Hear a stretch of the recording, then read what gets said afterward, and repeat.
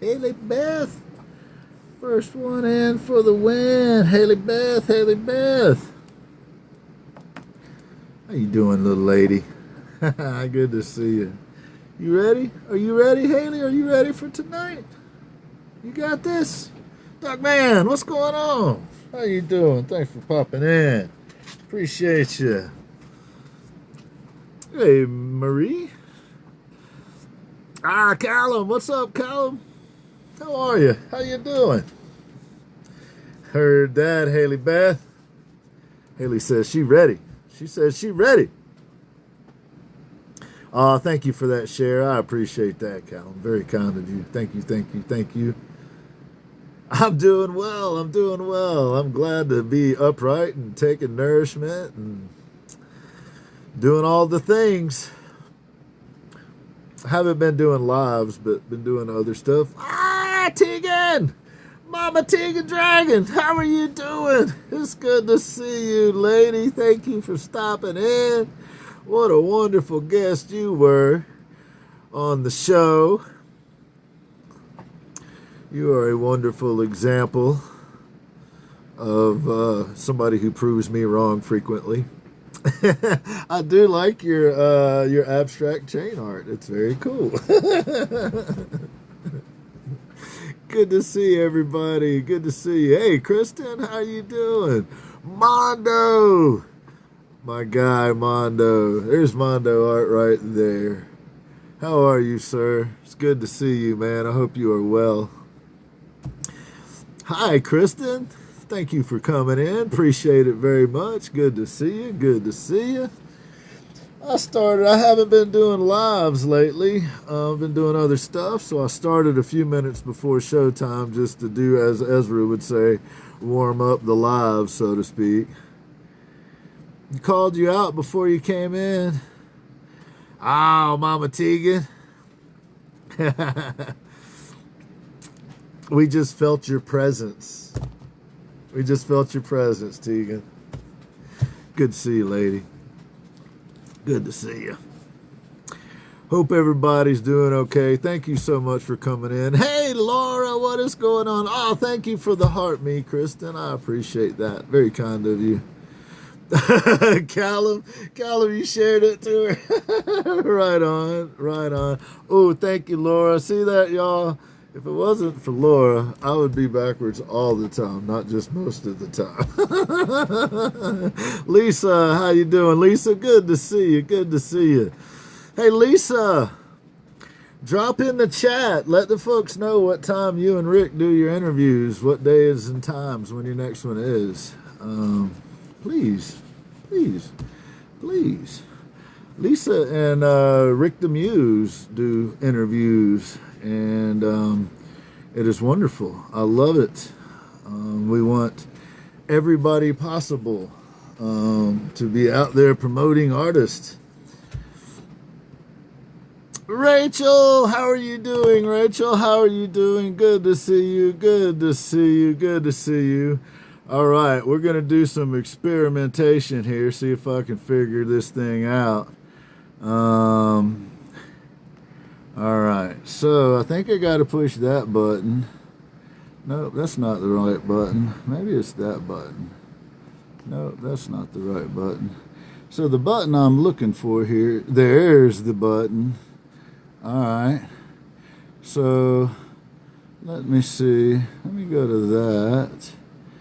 And I'm gonna, that one looks like my cat, so let's do that. We're gonna do a little friend of ours as the background today. How you like that? That mask looks like our cat. That looks like Pie Guy. It looks like Pie Guy. A.S.H. Man in the house. Hey, Desi. How's it going? Mother? How you doing, man? I'm doing Good, good. man. Good. I got you in my ear. I can see you with my eyes. I see you, man. I see you. Hey, Flutterby. Hey, Flutterby. How's it going, man? Good, dude.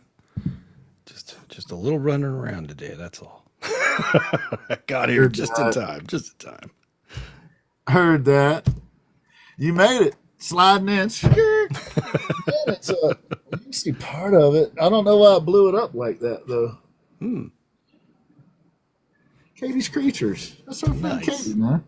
Nice. I was just trying to do some backgrounds here of, let's see here. Let's find another one. I like this one. Oh, that's awesome. I like that. Isn't that cool? It is.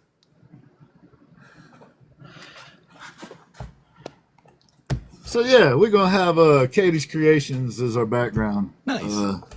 For the however long today, I don't know, until we do something different. Whatever. Whatever. Yeah. Hey, it's cool. You can't see what's on the papers in front of me now. There you go. Oh man, how are you, sir? I'm doing good, man. Just hanging in. Should we let that little one up? Sure. She's gonna be honest, ain't she? Yeah, I think so. It's 6.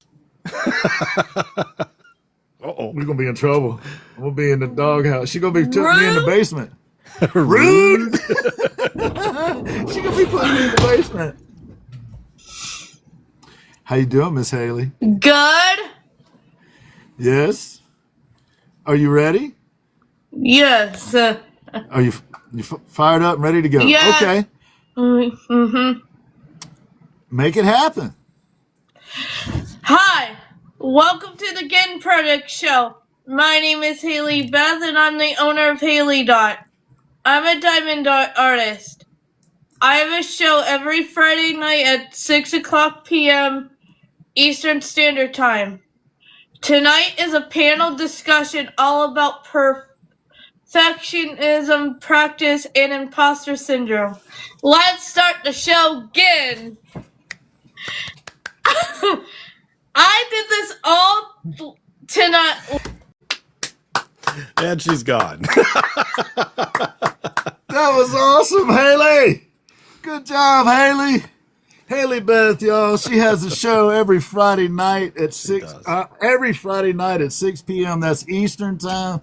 I would highly encourage you to stop by there and support Haley. Have a little fun with her. She's amazing. Thank you, Haley. Good job. Jason, good to see you. Thanks, everybody, for coming in. Appreciate you. Hey, Misfit Mom Crochet, good to see you. Always glad to see the crochet artist coming through. So I was asking A.S.H. Man how he was doing before I interrupted him. Hey, Severed Art, good to see you. A.S.H., so I'm sorry I interrupted you there, man. That's okay. How are you, sir? Well, I was doing well, and then somebody interrupted me. Messed up your whole vibe, didn't it? Just ruined it. I just crashed. Just ruined the entire I don't know vibe. if I'll ever recover. Oh, please do forgive me, sir. Please do forgive me. How are you doing, dude? How you doing? Man, I'm good. I'm good. I upright and taking nourishment. So There you go. I'm going to call that a win. Yeah. Yes, I'm going to call that a win.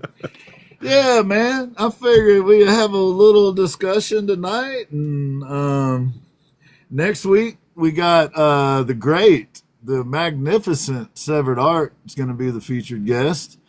I think she also is going to have to get one of those jackets where you got like a 4 or 5. We'll have to get Laura to tell us how many times she's been on, but it's a few. Oh, absolutely. But she's got some cool stuff going on. And then the following week of the 11th, we've got Eve's Artistry and MC and Coach. I know those and guys. I know who those two guys are. Yeah. That other lady, I'm not sure about. We're going to have to check her Never out. Seen Make her. sure she's Never Make seen sure her. she's cool. Oh, and Severed, I saw a picture, just got back from a fishing trip. I think she's a fishing guide now. Oh, yeah. Absolutely. So I called today and made my arrangements for a fishing trip, a guided fishing trip. Yes, and that sketchy ass Eve lady is in here right now as we speak. Right? Weird. Hey, Cliff's Airbrush, welcome in. Good to see you. So, man, you know, we usually chat a little bit before the guest comes on or the panel starts or whatever. And So today I thought maybe a nice topic, given that we're going to be talking about perfection and practice and imposter syndrome and that kind of thing in a little while. How about if we talked a little bit about encouragement? And my take on it might not always be what exactly, you might expect, because my take is there are positive and negative types of encouragement, and we have to be careful. We don't necessarily want to feed bad habits, you might say. So at any rate, but I also feel like this, I have seen examples of where the simplest little gesture of a kind word or a word of encouragement blossomed into greatness, quite literally. Yeah. So, anyway, Goopy Goop, speaking of greatness, the dad man, the real Goopy dad. Mondo. Yeah, like me. For example, I'm always talking about how no one likes Mondo. Yeah. I like it, dude. I like it. So, when I worked with folks that were trying to learn a variety of skill sets, Mondo who, oftentimes I found that what was missing from their curriculum was somebody that actually cared about them, that actually paid attention to some of the just regular details of life, right? Like, I worked with people that had lived in institutions, and in some instances, there were places where something like swearing, saying a curse word, was a really bad no-no. Maybe it was a religious institution or something like that. And then when they would get out of that and be living out in the community, and they were around the average person who occasionally said a swear word, their reactions would be misplaced, because their world had been so small. So I literally would do lesson plans on the appropriate times and places to curse. Like, you don't want to curse in the middle of a job interview. You don't want to drop F-bombs in a job interview. But if you're hanging out with your friends on a Friday night and one of your friends says a curse word, it's no big deal, really. It's okay. You know what I mean? Something as simple as that. Anyway, and then, like I was saying, like types of encouragement. To me, it's a different thing. If I was trying to encourage someone like, say, Kira Wilson. Who?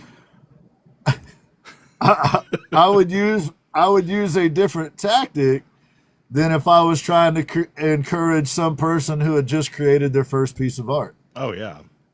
You know what I mean? Yeah. The words that I would say to a person who just finished their first piece of art would not be appropriate for someone that's been doing it like yourself for 30 years. Yeah. You know what I mean? Yeah, So, you don't go, oh, that's very good. Right. Nice job, Kira. Good job. Right. Might seem a little condescending. Right. Well, that's what I was going to say. It comes across as very condescending, no matter how well intentioned. It comes across as condescending. Yeah. And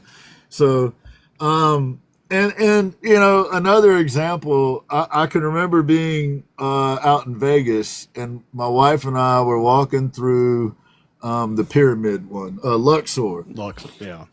And in the bottom of that thing is a bunch of shops and stuff, right? And we were walking through it to go to the conference center. And one of the ladies comes out of the shop, and, my wife doesn't wear makeup typically. At a wedding or a funeral, maybe she puts on eyeliner or something, whatever. But she just typically, and never has. So the lady came out, and she's like, "Oh, I see you didn't have a chance to put on your makeup today." And And we're like, no, we're good. And she's like, oh, my wife's like, I don't really wear makeup.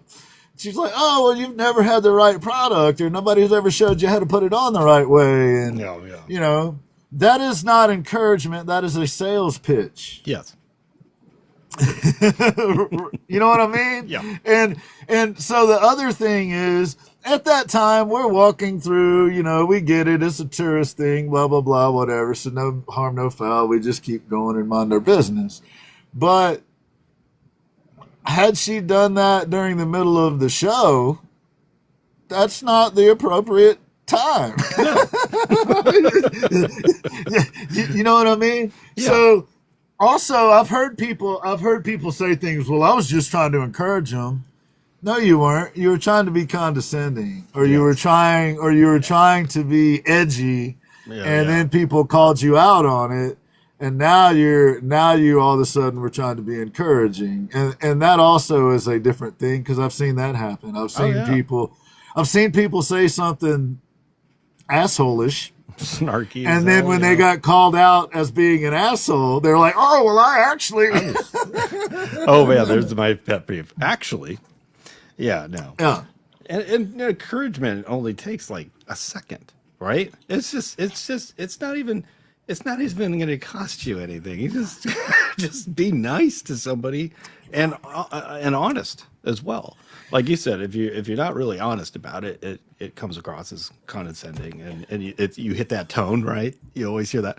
Oh, very good. And you're like, oh, right. No, right. That's not true. That's not real. So it takes 5 seconds. Be kind, be generous with it, and a lot goes a long ways, right? It does. A little goes a long way too. Yeah. Like a little, I know what you meant there. Like just the simplest of compliments, or the simplest of encouragements I have seen. Thanks, Eve. You don't have no sense. That's awesome. Thank you, Severn. Y'all are hilarious. Oh, that's so good. If you really meant it, you do the clapping emoji. Golf clap. Come on. Golf clap emojis. Hey, essentially, what's going on? Good to see you. So, it's and then there's young people, right? And I won't say that any compliment is good, right? Because the same rules apply. Kids can read condescension too, right? Oh yeah. But they're the kings of it. They're really good at it. But sometimes that gets lost in the shuffle. We get so caught up in our lives, and we get so busy doing whatever we're doing, that we neglect sometimes to stop and be like, hey, yeah, this kid's doing something cool, or whatever. You know what I mean? Right. Like the people right near us sometimes could use a word of encouragement. Yeah. And because it's kind of like one of those situations to where my house, something getting fixed at my house happens last after everybody else's stuff is done usually. Right. And that's how it works for you. That's how it works for most people, right? Yeah. So I've seen you encourage people though, man, and there's different layers, there's different levels, right? But you are an accomplished artist. You are a guy who has been around a while in the art world, and you've seen it and done it, and I learn something from you every time we talk. But there is a way that you present your critique, as it were, if you're asked. Yeah. And the first part of it is, I've never seen you give your opinion to somebody that didn't ask for it. Oh no, I would never do that. That's a big no for me. Yeah. So I would say that if you're self-conscious and you're one of those people that does lives and you don't, or you're anxious about doing lives because you don't want those negative comments, I would just say consider this. someone that, especially an adult, that comes in your live in the chat and has something negative to say about the art that you're creating isn't worth you paying attention to. No. Because they're not there for the community. They're not there for you, the artist. They're there to make themselves feel better about something for some unknown reason that we will never know. And all we can do is try to, in my opinion, create an environment to where hopefully something changes in them over time and they stop doing shit like that and start engaging in a more positive, constructive way. That would be awesome if it if it did happen. That'd be great. Yes, Kira. Moose, how you doing, Moose? Good to see you, Hey, buddy. Moose. Hey, Manny. Good to see you, Moose. Got to chat with you sometime soon, man. Just to catch up. That's all. Just to catch up with you, dude. Unsolicited advice is the best, Eve says. I've got some stuff to tell you, Eve. I thought that Kira had an actually insightful comment. There it is. They're not your audience. They're hoping you'll be their audience. Right. Yeah. That's a really good way to put it. They're not your audience. They're hoping you'll be their audience. That's a really good. That's a really succinct way to put that. Actually. Oh yeah. What are your thoughts on that, man? The people that try to use encouragement as a weapon. Well, first, I'd like to say, very well spoken, Kira. Very, very good. I don't know. I don't know why people use it as a weapon, especially when you're doing something that's vulnerable, like artwork. It's one of those things where you're putting your soul and your life out there for people to look at. And when somebody just comes through and just kind of does that, you're not just critiquing the art. You're critiquing the person, and you're hurting them at a different level. And I'm not cool with that at all. That's, like you said, unsolicited advice should just stay back there. Yes. Unsolicited advice isn't to the person getting the advice. It's for the person trying to give the advice. Yes. Usually they want you to do some shit the way they do it. Oh, yeah. Yeah. You know what'd be great? That's what I hear that a lot. Yeah. You know what you should do? It was like, no, maybe I don't. Maybe I don't want to do that. And I'm like, yeah, but I started with a tree. An actual tree. Well, what you should do is go to the local box store and buy a piece of wood to make that out of. It'd save you a lot of time. There you go. I think one time I told somebody, I've been painting longer than you've been alive. I think I'm going to be okay. I think I know what I'm doing. I'm okay. Thanks. I'll be all right. Thanks. We just had a real live crime boss enter the room. Mo is in here. Oh, there you go. Hey, Flutterby. Mo is in here. And, I hear she does something. What does she do? She does She this. an airbrush artist or something? Yeah, it's like, I don't understand. It's this metal thing that sprays out paint. She hangs out with this dude that wears white and never gets any paint on himself. I don't know what the hell is going on. I don't either. It's like gravity doesn't exist where they are or something. But Mo, we got your message, and I went and followed the fellow today. He sent me a message. It was right before the show though, so I did not have time to respond to him, Mo. But thank you for that. I will follow up here in the next couple days as soon as I have the opportunity. Appreciate you, Mo. For those that don't know, Monique Airbrushing, we tease with her quite a lot because we like her quite a lot. But she is an absolutely phenomenal airbrush artist, and she is an even better human being. And she hangs out with this guy named Flex. And if you see the two of them around doing a live, you should watch because it is great. Eric the airbrush artist will kick it with them sometimes too. Ace of Artistry, good to see you. Thanks for coming in. Yeah, Eric the Airbrush Artist sometimes kicks it with y'all too, for sure, for sure. Well, I can't show you because right now we have Katie's Creations on. But there's an Eric the Airbrush Artist piece behind me there. So let's switch that one up. Let's go. This is a furry one right here. Ash, what do you think about that? So it cut the fur off See, I'm a little disappointed in myself here. Okay, yeah. It has fur whiskers sticking out or like frillies, but it's not showing up. It like crops the picture down when I use it as a backdrop. But it is super cool. That's awesome, man. She did such a good job with that. So this is a friend of ours, for those in the viewing audience, who happens to be, can we say who she's related to? Are we allowed to? I don't know. Maybe it might be a state secret.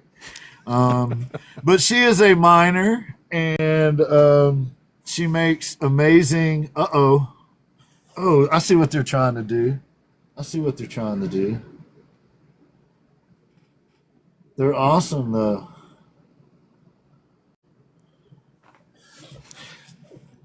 So she had this idea. Haley's got a friend. Right on. Haley's got a friend, Fire Puppet, that makes some cool masks. But Katie just. Oh, there we go. There we go. That's awesome. But nice. Katie just started making these recently, and I just thought they were wonderful. And if you want to kind of spread a smile, then check some of these out. This one looks like Pie Guy. That's my favorite. He looks like my cat. That looks like my cat. It's awesome. And I really like this one. Patches. I would have to name that one Patches. Oh, yeah. That's cute. And then this is, I think this would be a tabby, something like that. Oh, yeah. How creative, though. Yep. Folks, we're talking about a youngling. And she also does dragons, too. We saw. She does. That looked really cool. This one's got the floofies. Yep. It's got the floofies. I bet Eve likes that one. Eve likes floofies. Yep. If Eve doesn't like that one, then we're gonna have to. Yeah. We're gonna have to talk with Eve. We'll have a conversation with Mrs. Eve. And that is our friend Katie's creation. Those masks. And I love that logo design. That is pretty cool. It meets all the parameters. Simple, clean, readable from a distance. I would know who that is automatically. Yep. And there's a cat in there with some whiskers. I love it. I love it.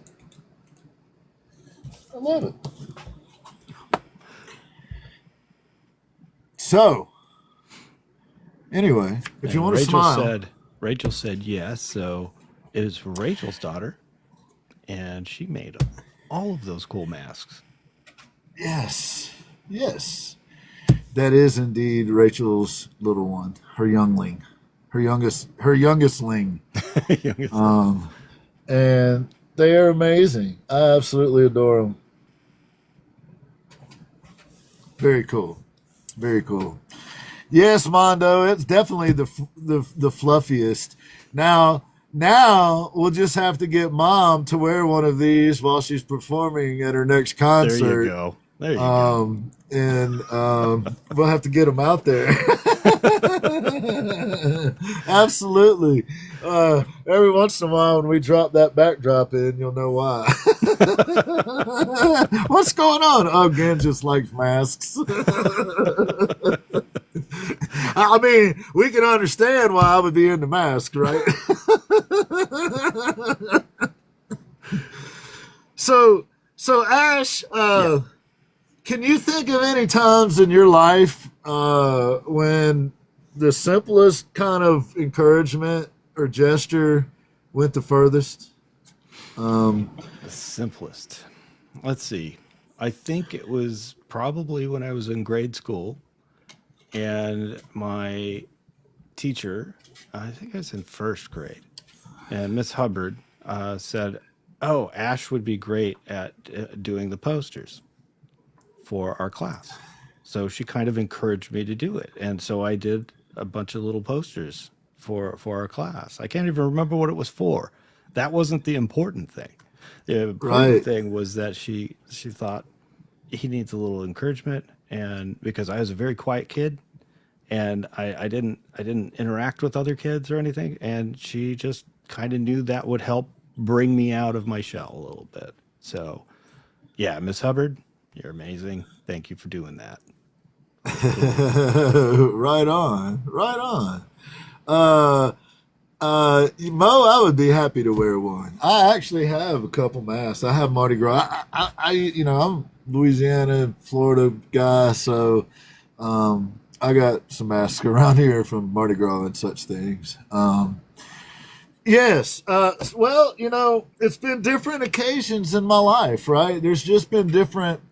A couple of mine are military examples. I had a Sergeant Jasper Purnell, when I was stationed in Germany, and he was a lead by example, encourage by example kind of guy. So from the first week that I got there until I left 2 years later, about every week and a half, Sergeant Purnell would say, "Hey," and he'd say my name, what he called me, which I don't want to say on here.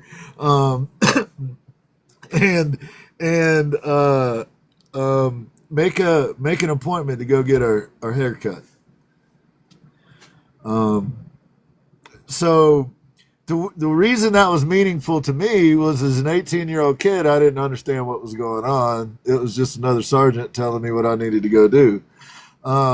But he actually cared about me. So instead of just being the guy that just told me what to go do, like everybody else in the military, he would just make us both an appointment, and we would go.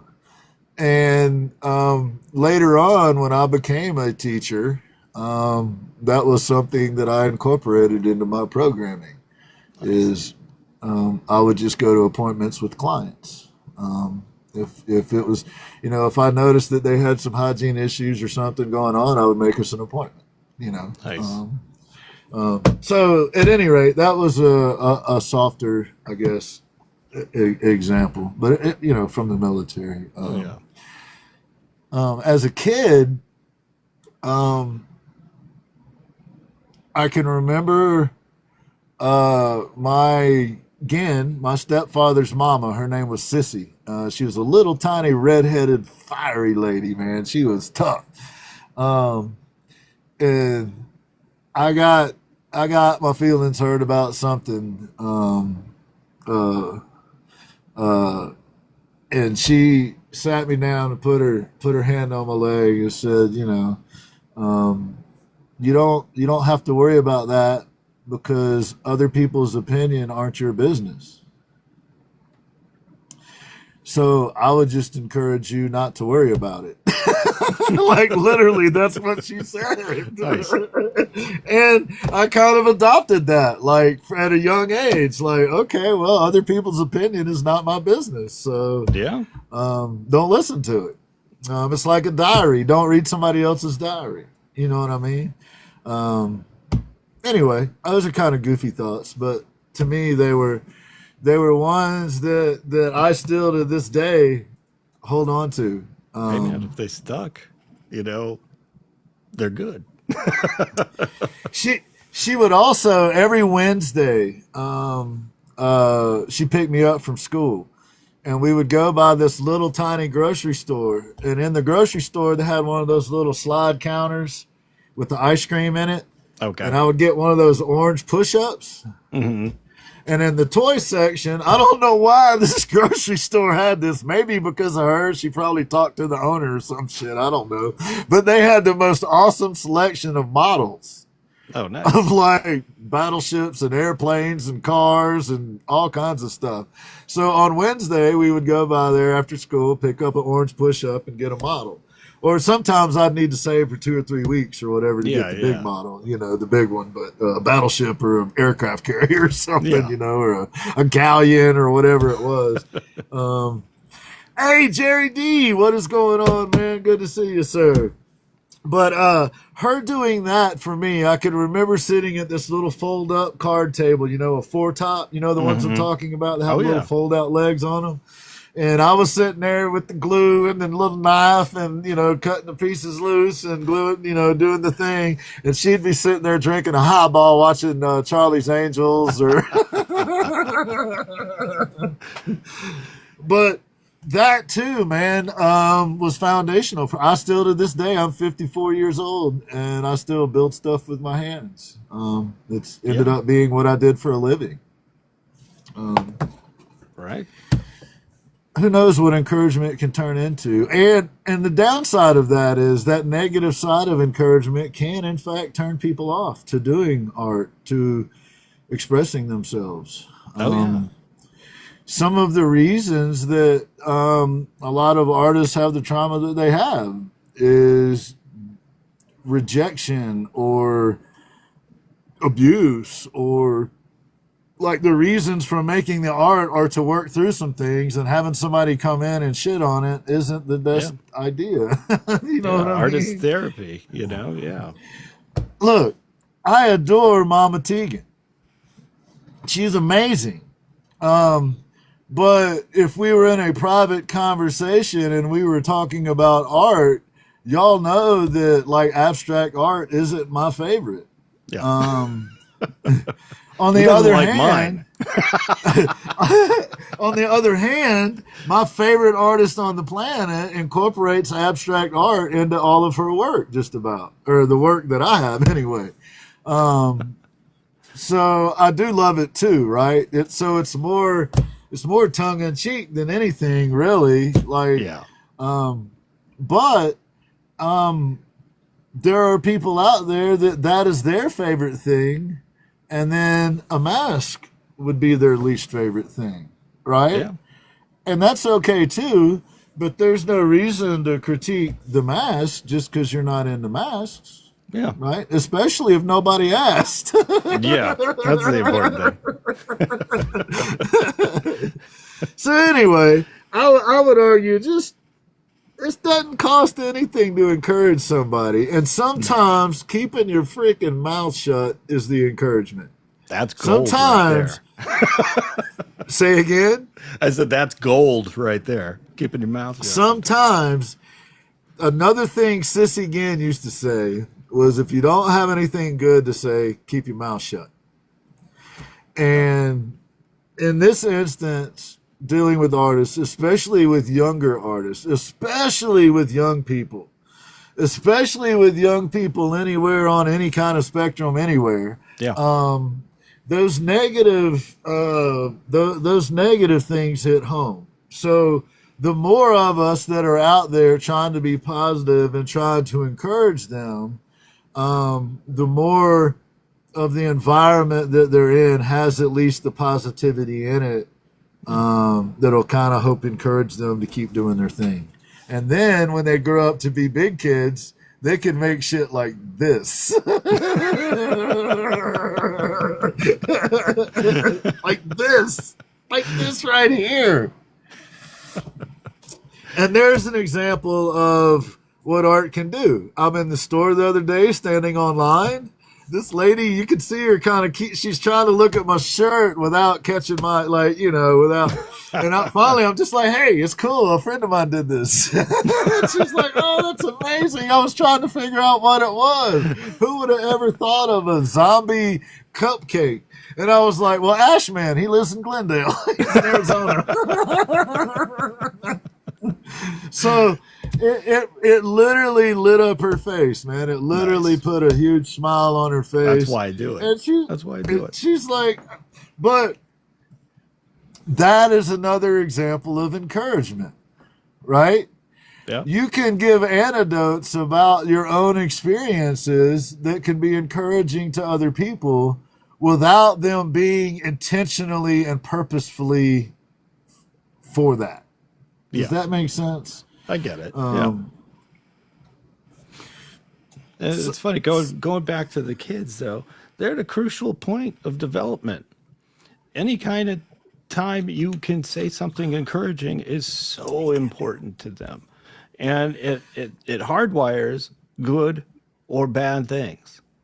So the more good you have to say, the more you're going to add to the world of positivity, because these kids are going to grow up and remember you. They might not remember your face. They're going to remember your words, though.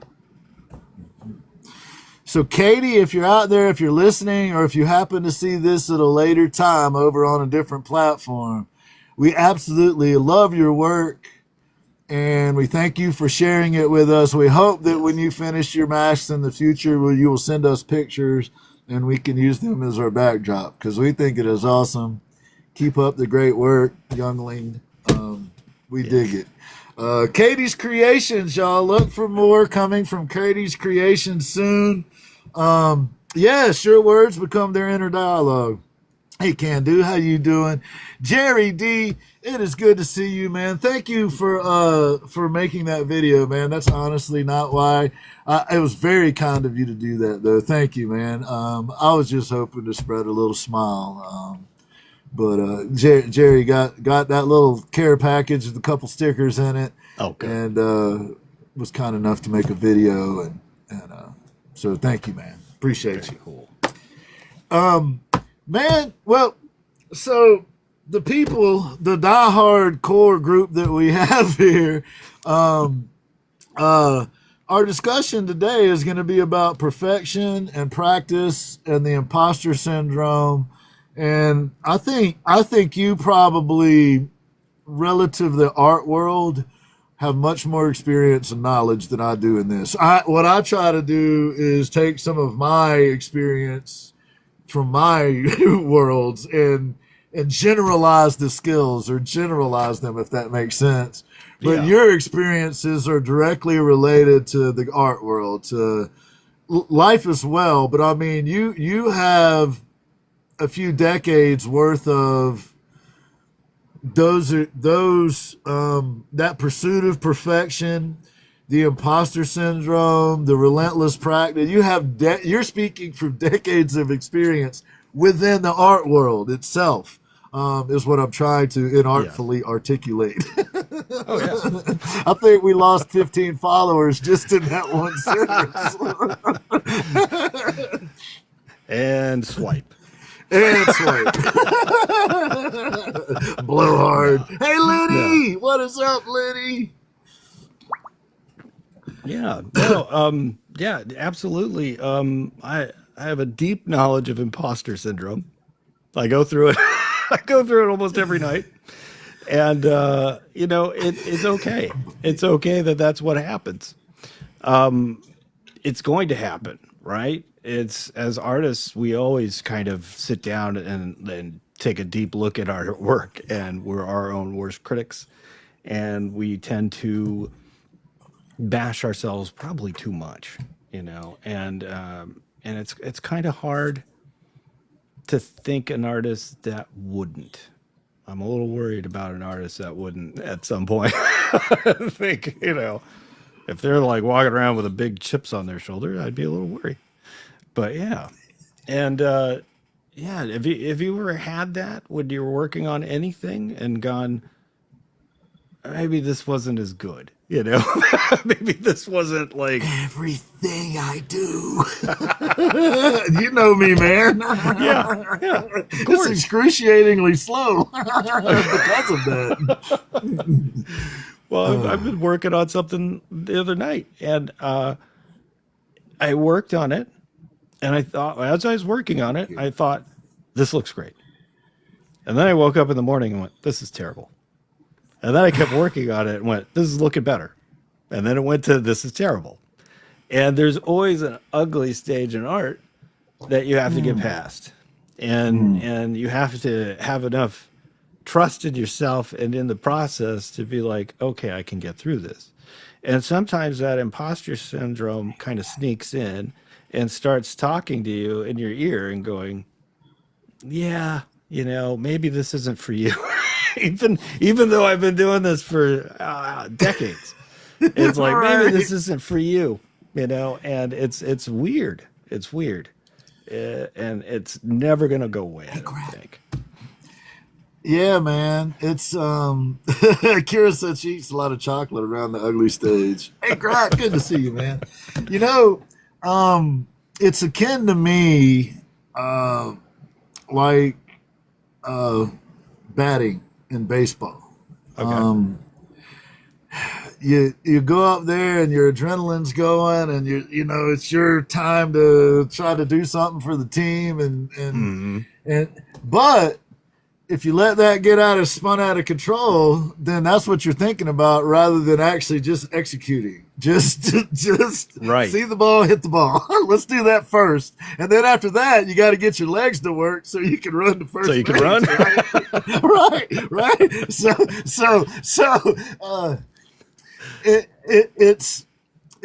the adrenaline is good provided you can focus it, right? You want that you want that drive, you want that need to improve, that need to do it. But you also got to be able to settle your mind and calm it so that you can actually execute what it is that you're doing. Believe it or not, full disclosure, I get really anxious before the Ginn Project show. Always have. The weird thing about it is part of the reason that I'm anxious is I don't want to mess up for the guest. I'm always worried that I could misspeak or say something the wrong way or mess up something. And then now somebody's got a meme that they can use against that person or to, you know what I mean? Yeah, I get it. What we do is in such a fraught world, you might say. Hey, Heather, that I'm always worried that I'll give somebody like that sound bite to cut somebody else down with.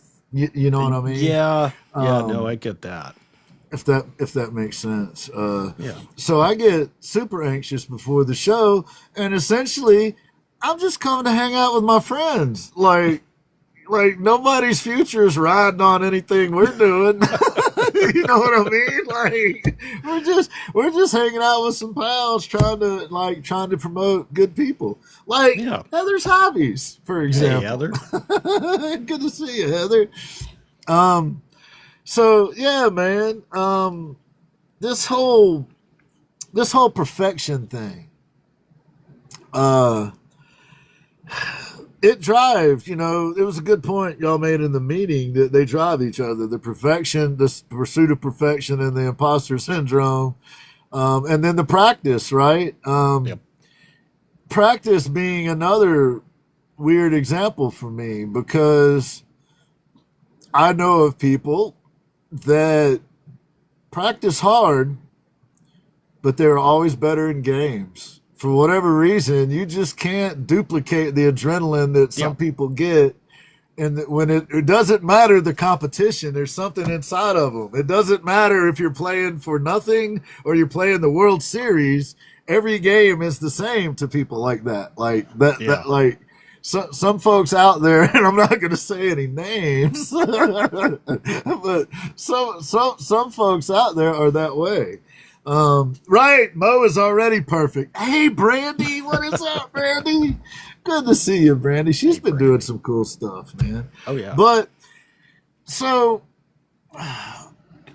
the practice for me is to keep trying to perfecting the craft, right? Whatever the craft may be, whether that was rugby or baseball or surfing, or if it was in the arts or building things or creating things or whatever. The pursuit of perfection, in my mind, is a goal for me. But I have a very clear understanding that I will never achieve that goal. I'm chasing an unattainable carrot. Yes. and, Hey, and MC. life has a lot of sticks, but not a lot of carrots. So, it's funny because practice to me is so important. And even when I'm making mistakes left and right, I'm learning something. Hey, MC. And it's one of those things that if you don't put yourself out there to practice, you're not going to move forward. If you're just resting on your laurels, you're going to stay where you were. But if you practice every day, even if you fail, you're still practicing, right? And to me, that's the most important thing, is to keep going and to keep practicing. Like I always tell somebody, give yourself 5 minutes a day. If you're an artist, or whatever you're doing, it doesn't matter if you're an artist. Give yourself 5 minutes to do that thing and see where you are. If you don't feel like doing it, okay. But you'll surprise yourself, because you'll start in that 5 minutes and suddenly you're going and you're in the zone and you're doing what you need to do and you're getting better because you're doing it. So yeah, I picked up my airbrush again for a reason. boy. I've been working on something. Practice, doesn't make perfect, but it makes headway. It makes headway. Right on. So that's what I've been doing. I see you do that too. You go through you'll just be secretly in the lab over there working on stuff, and then boom, you come out with it. But Brandy said, "Do you actually want to reach perfection?" And I paused it there so I wouldn't forget. The answer, I might have a strange answer to that. Yes, Brandy, because in my mind, my effort, if that is the best I could possibly do on that, whatever I built, then that is as close to perfection as I can get. And there have been occasions where I felt like, man, that's literally the best I have. Like that's the best I can do. And I don't know that is perfection in the literal sense, but in the figurative, in the mental sense, if I'm able to walk away and go, hey, that's the best I could possibly do, those actually do feel pretty good. Those projects. Okay, I get that. Yeah. If that makes sense. Sometimes things just kind of fall together, and man, that worked out perfect. Is what you would want to say, right? So yeah, the answer is I have had projects that were like that just kind of worked out, and the lines and the whatever all just fit. And I am left with because the other answer to that is I did George Nakashima style stuff, right? Mm-hmm. So perfection is an illusion anyway, because you're dealing with live edge stuff, right? So just making a weird looking top look level and true is the perfect. If you can put a level on it and the bubble's in the dead center, then you have on some level reached perfection. Like it don't get any leveler than that. You know what I mean? Yeah. So I guess in some ways, I think there's perfection within a time. You know what I mean? Like it is the best you're doing at that moment, and I think there is some zen to that. Like this is that moment where everything worked perfectly, everything is as it should be. Enjoy it. I'm happy with it. They don't happen often. Enjoy it. No, it doesn't. And I was working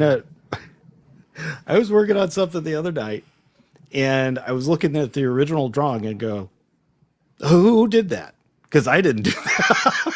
What was that guy doing? Because he's really good. I don't know what I was thinking when I was trying to do something similar, but at that moment there was a perfection to that piece. I don't know. It's lightning in a bottle, isn't it? It's that moment where you have to take the win and go, this is great. This is great. You have to pat yourself on the back once in a while. Thank you. And Yes. Thank you, Lenny. and if you don't do that, Thank you so much. then you're just hurting yourself. So you gotta give yourself some credit for what you're doing Yes. when you're doing it.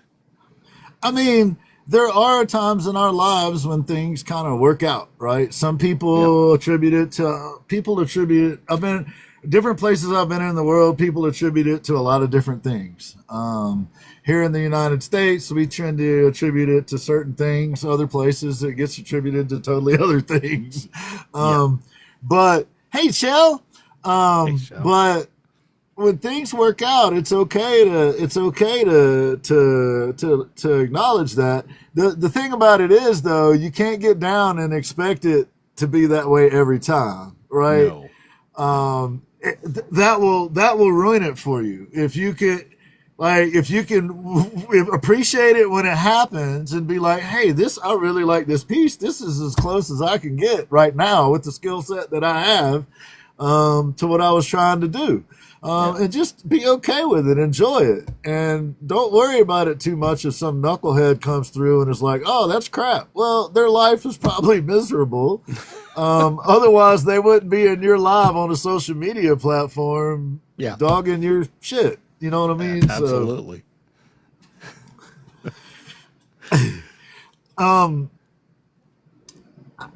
So I think there are types of encouragement. Right? From the mundane kind of, oh, really? That's nice. Good job. You know, I think that's cool or whatever, you know? Yeah. To keeping your mouth shut and just don't say anything. Yeah. Because you don't have anything, but don't make it blatantly obvious either, because then that's the power play, right? Yeah. So, you know, especially on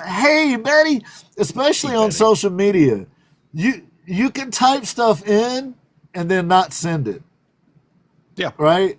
Like, imagine if you type out something and when you read it back, you're essentially saying somebody else's work is shit. Maybe don't send that one. Hey, wait a minute. Are you talking about self-reflection? Is that what we're doing? Editing and thinking about our motives and what we're saying, and maybe, just maybe, going, I'm being kind of a dirtbag right now. Maybe I don't do this. So I have an idea in that vein. A thought I wanted to float by y'all, everybody here. What if we started doing like missions of kindness, right? Like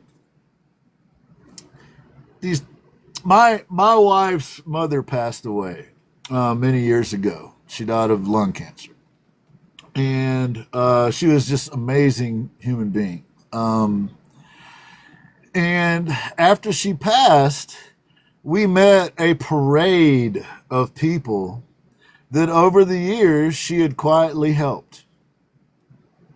She never told anybody anything about it. And it might have been that she showed up to their parents' funeral. It might have been that she sent them $5. It might have been that she took them by. She didn't have a lot, but she would often cook, a meal and take it. Are we not entertaining you, TikTok? Are you not entertained at all? It might be a gesture like she would make a pie or some bread or something and take it to someone's house that wasn't feeling well or whatever. But the thing about it is you can't tell anybody. And my wife's mom would do that. She did that for a lifetime. And it was such a wonderful thing having all of these people write and show up at the ceremony and talk about, oh, well, did you know your mom did this for me? Or did you know your mom was there for that or whatever? And it was just a wonderful thing. So what if we committed ourselves to trying to do small little things for folks, and then we just type a brief little, hey, this is what happened. Send it to the Ginn Project official. We won't share the names with the project.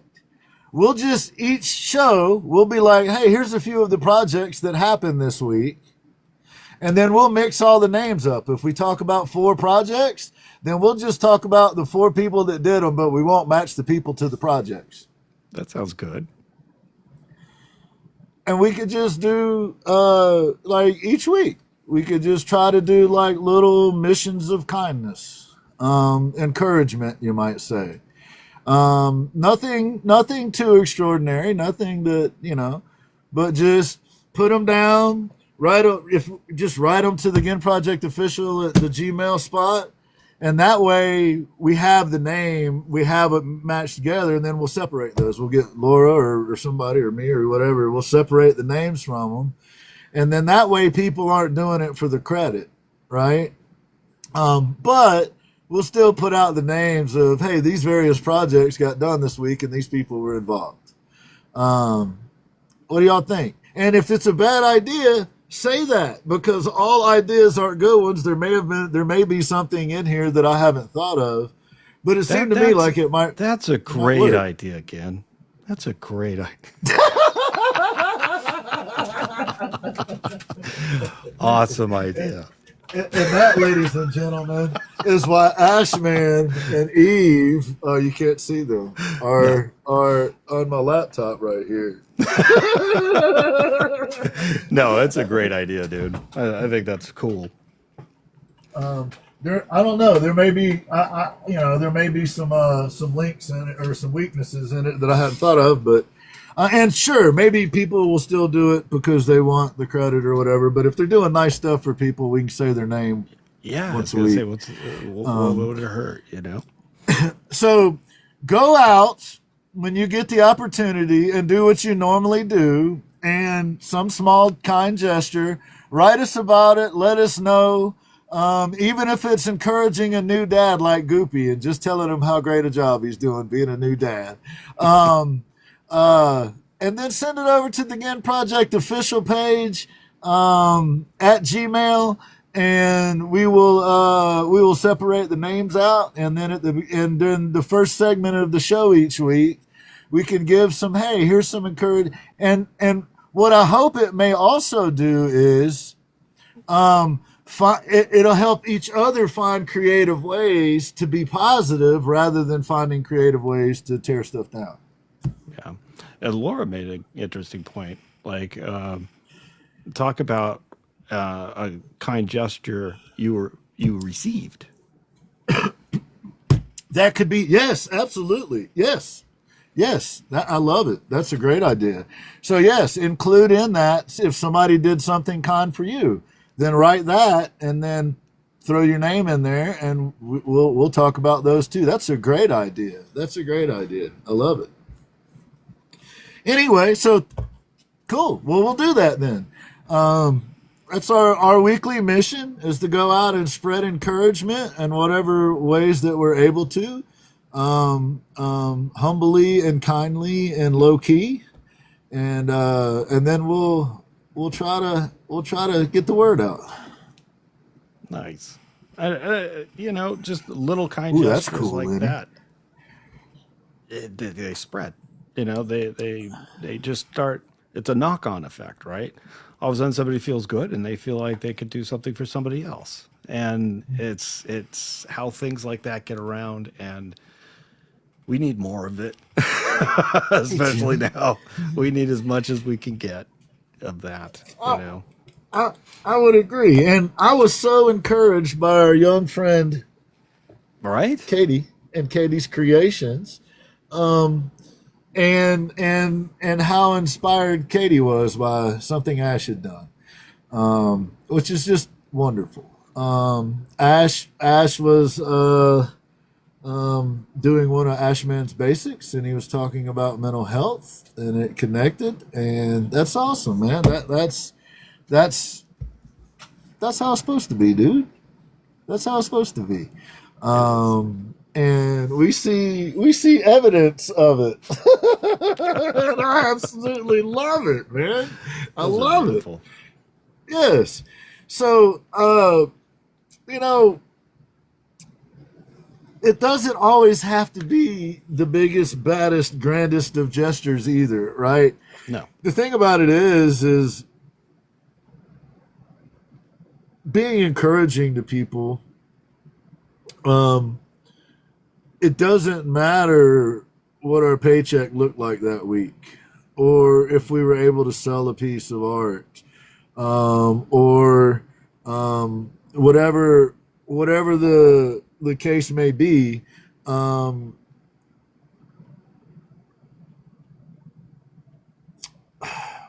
It's important that the art is created. Yes. And we can find negativity everywhere, all around us. Like the world is almost, the algorithm is almost driven. The algorithm of the world is almost driven by chaos and and all of that. So, trying to find a way to be positive with each other. I wore the right shirt today. Yeah, Words they are. Power. Yeah.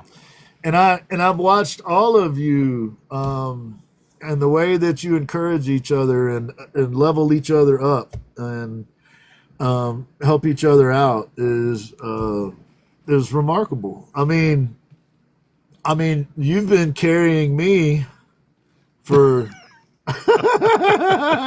for months now. Let me see here. There we go.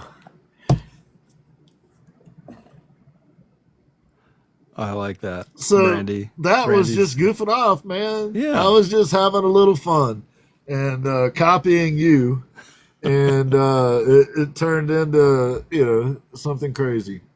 Brandy said you lost. Somebody complimented her shoes the other day when she was struggling.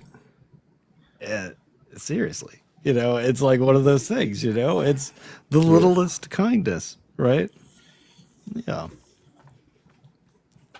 Lost paintbrush just came in here. Hey, Lost, how are you doing, man?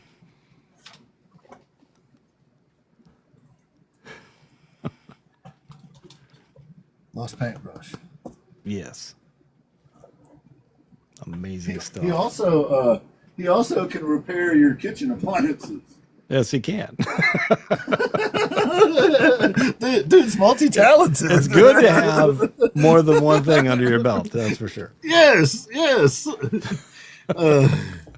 So if you need your kitchen appliance repaired, I highly encourage you to find Lost. Also, Lost has a TikTok shop. And him and Happy Accidents by Chad, like that hoodie Happy Accidents by Chad has 5 different pieces of his art on it. Yeah. I dig that, man. I think it's cool. Yeah. And Lost also has you see some of his stickers behind me. There's he also has a TikTok shop, and I think we're allowed to say that. So go check out Lost and Happy Accidents by Chad. Repairman, man. Yes, Mo. Yes. So Ash, what are your there's with this whole imposter syndrome thing, right? And this, you were talking about things like perfection paralysis and how even like the supplies that you have or the mood that you're in or whatever can impact. Can you elaborate on that a little bit? That was an interesting conversation, man. I think you would be the one to lead us on that journey, though. Well, basically, when you put something in front of you that is so almost lofty to what you want to do, it could get you stuck in a quagmire of your own. Where do I start? Where do I begin? How do I do this? Or honestly, even in the mid of doing something, like I just did a wood burning and I had to paint it. I waited a week at least before I started painting it. I did study after study after study, and even then I kind of sat on my hands with it. And I had to have a conversation with myself. Why are you doing that? And I'm like, you need to go without a net. Just go and do it. Have confidence in yourself that you'll get it done. And, that was even after I ruined a couple studies. But the thing is, the studies were there so that I could learn from it. It's what we talked about earlier, practice. So in a way, the really good wood burning made it harder to start because I didn't want to ruin it. So there was the paralysis. I didn't want to continue with it. I didn't want to keep going and mess it up. But at the end, I had to do it, and just do it, as Severed says. And I was happy with it. And it's that project I was talking about earlier, where it was looking ugly. It was looking good. It was looking horrible. It was looking good. It was looking horrible. And it's this balancing act. And you have to feel comfortable doing it. You have to allow yourself to make mistakes. You have to allow yourself to just jump and just do it. And that's a hard thing for some people to get through, is you do something so well, you're worried you're going to ruin it. Well, you could always do it again. I think that's the thing people don't understand. You can always do it again. It's just paper. It's just this. It's just that. Just do it. Just try, and you'll surprise yourself. That's all I could say about that. You'll surprise yourself. Yes, and allow yourself to have to redo it. Man, I can't tell you how many times I've had to redo stuff. A bunch. Shell said she finally finished a portrait commission, and it was such a relief. I was beating myself. I bet I would be, if I had the skill to do it, I'd be terrible at portraits. I just wouldn't like this. I don't know. There'd be an added pressure on it for it to look so much. Like when you're doing that, it's got to look a certain way, man. You just can't get away with my cartoonish. Like, look at my pants. That's not good. That's not going to work in a portrait. You know what I mean? You know what I'm saying? It looks great as a cartoon, though. It looks great as a cartoon, but hey, Miss Art. Hey, Miss Art. But yeah, man, it's tough, and the truth is, we feel like we perform on different levels on different days. Every day is not the same, right? Hey, Stitch. Every day isn't the same. Let's take Jerry, who was in here earlier. Hey, Judo, how you doing? He figured out a way to create art from hotel rooms, man. Yeah. I mean, that's really no small task in some ways. Like the creative foresight to think, okay, I'm on the road, I'm tired, I'm living in kind of uncomfortable circumstances. No matter how nice the hotel, you're not home. And he's also not staying at the Marriott every stop. Every town don't have one of those, right? It's commitment. Yeah. Right. So coming up with this way to be able to be creative and travel at the same time and turn it into basically a cottage industry is amazing. Yeah. And I would argue it's because Jerry has a practical side too, right? Like he works through, okay, what would work traveling, what would work in a hotel room? Like there's certain things you wouldn't want to do in a hotel room because that's going to cost you money, right? Or problems, or so. At any rate, and the fact that his wife is hugely encouraging, right? I don't think hurts either. They're a hoot when they get together or do a live. If you get a chance, check them out. they're a hoot, man. So if you wanted to, like what Rachel said, that stuck with me, is trying to create spaces where people could find a place in this world and not have to wear a mask. Yeah. Since we were doing the mask for Katie's mask today, and that's another thing that encouragement does. I think it helps build community. Is where I was going with that. This perfection paralysis and this imposter syndrome. Both of those things have a community component to them that can be helpful, right?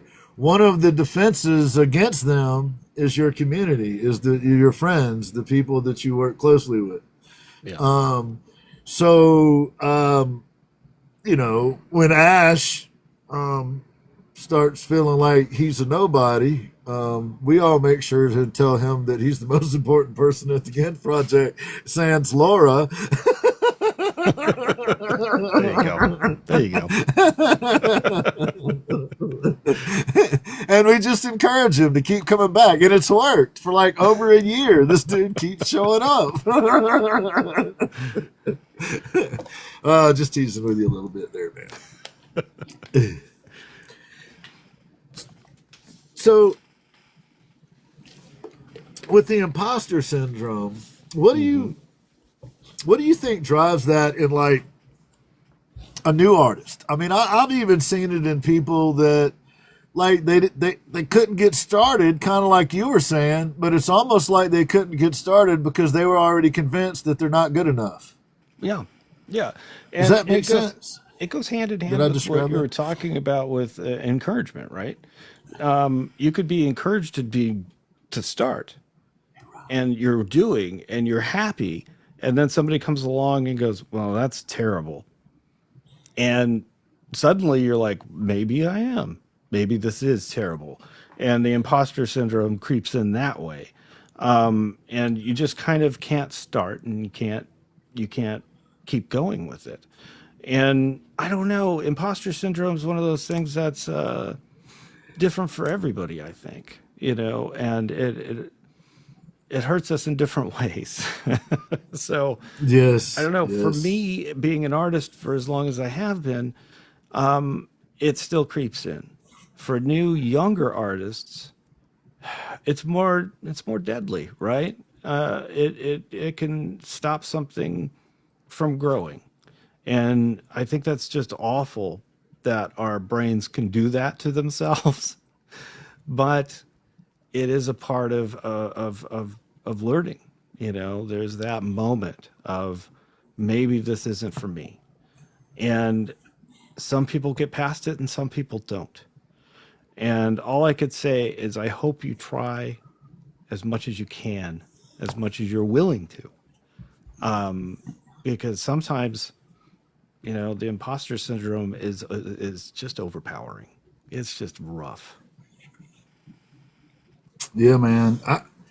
And it's amazing because it doesn't matter how accomplished you are. A lot of the times, people that are accomplished, part of the reason is that drive that's in them, but part of that drive is always telling them that they'll never be enough. You know what I mean? Yeah. Heard that, Judo. Heard that. Hey, Warrior Squirrel.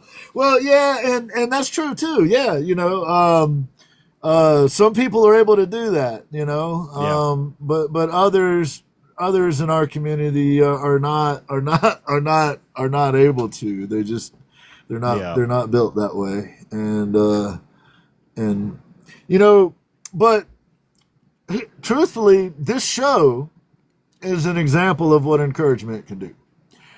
I was originally encouraged by Chad and S.A. and some others. Hey, you should start doing interviews. When I said, hey, maybe I could do interviews, they were like, yeah, that's a good idea. You should do that. Right. And then when we started doing it, the fact that people showed up, right. I haven't done a live outside of a Ginn Project show in over 3 weeks. It's been almost a month, maybe a month already. Yeah. Since I've done a live outside of Ginn Project show. But when we do a Ginn Project show, there's folks that show up and support it. And that has come up that fact has come up in meetings about every 6 months. We say, hey, should we be doing this? Is this worth doing? Is it, you know, a useful thing, whatever? And almost inevitably, we start talking about all of the folks like the ones that are in the chat right now, right now. It sustains us. It makes us want to keep trying to do a decent show for you folks, at least once a week. It honestly does, right? Yeah. Ash hasn't been doing a lot of lives either. We've just had other stuff going on, and we will return to doing our regular scheduled programming and all of that. But the truth of the matter is, on those times when there's a lot going on and it's hard to manage and it's hard to figure out how to prioritize, we always still prioritize this show. Everybody still shows up to the Monday night production meeting. And whether, no matter how tired they are, if they've got a migraine or if they're whatever, the people that do this show up week after week after week, no matter what. And I would argue that part of the reason is the encouragement received from the larger community. Oh yeah. Mo, we can't wait to get Mo on again. We're gonna have to get Mo on again here at some point. No doubt. It won't be too long. Her and Flex, maybe have to get her and Flex on together, maybe somehow. Maybe. I don't know if they know. Yeah, Judo. Us too. Right? Yeah, I don't know, man. She seems shady. She probably walk out with your 9 million. Hey, Bernie, how are you doing? Good to see you. So that's the other thing that we try to do and that we try to consider over here, is just being a place of encouragement, a place of positivity. Now, hey, look, we have opinions about things. We realize everything ain't always peachy. But the truth is, for a couple hours, we try to pull our pants up and be big boys and well, I forgot about that part. I forgot about that part. Ash oftentimes does the show in his boxers. Oh, yeah. Of course. But you would never know that because you never see anything above his waist. But just kidding. I'm the one that sometimes does the show with his pants down. Hey, Dragon Warrior, what is happening? Good to see you. Good to see you. So I just I don't know. I think overall, my overall take too is that I'm so encouraged by all of the people on this platform, all of these folks in the chat, and then I also think of people like Spurs, you know, who week in, week out, month in, month out, at this point, year in, year out. No worries, Dragon. I know that she got some more rough news about the hubby. I did see a post that she made. Yeah. I was very sorry to hear that, Dragon. Yes. So you send if you happen to talk to her, please share our love and thoughts with her. And she has my number. Should she need to let anybody know anything or whatever, please tell her not to hesitate. Yeah, that's a good example, right? We have people in our community that are dealing with some very, very serious shit. And they do it with such grace and kindness that you wouldn't know it was going on. And then somebody will come through their live and be an asshole. You know, it just blows my mind. Yeah. It's crazy. So you never know what somebody's going through. Yeah. Well, that's what I was going to say. So that's why I feel like it's even more important for us to try to always, at least, you know, of course we get frustrated. Ash has heard me cuss and pound on the table and be very upset about things, but not publicly, not. You know what I mean? Not on display for the world. But yes, it is frustrating the way people get treated sometimes. Our friend Katie included. In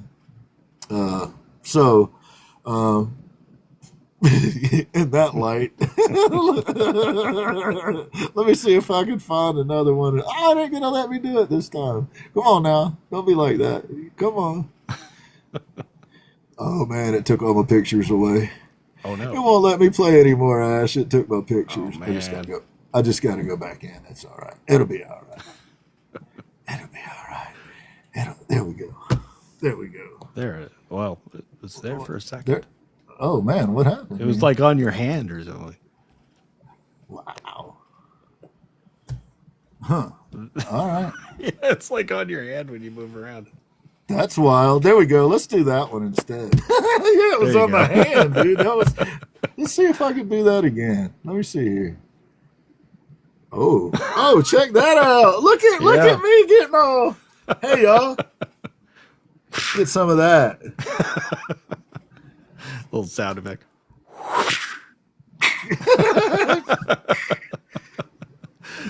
That's pretty cool. That's awesome. All right. Well, I'm learning stuff here. Haley taught me that. Not really, but she probably did.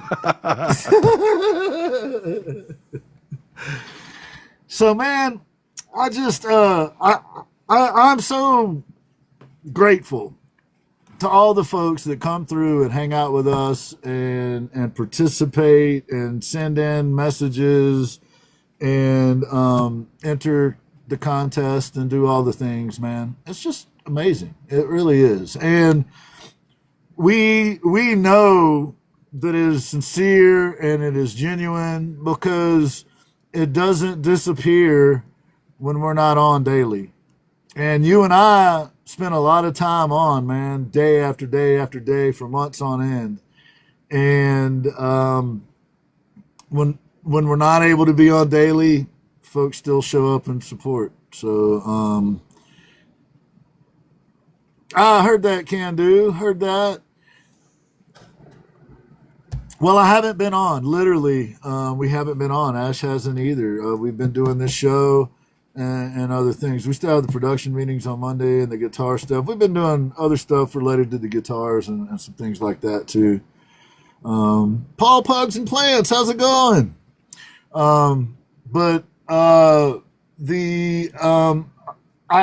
also for anybody out there that tries to reach out, I don't get messages generally on the social media platforms. Send an email, the Ginn Project at Gmail, or the Ginn Project Official at Gmail, or like if you've been on the show, you know my number. Just send me a text. Or whatever. That's the quickest way to get in touch with me.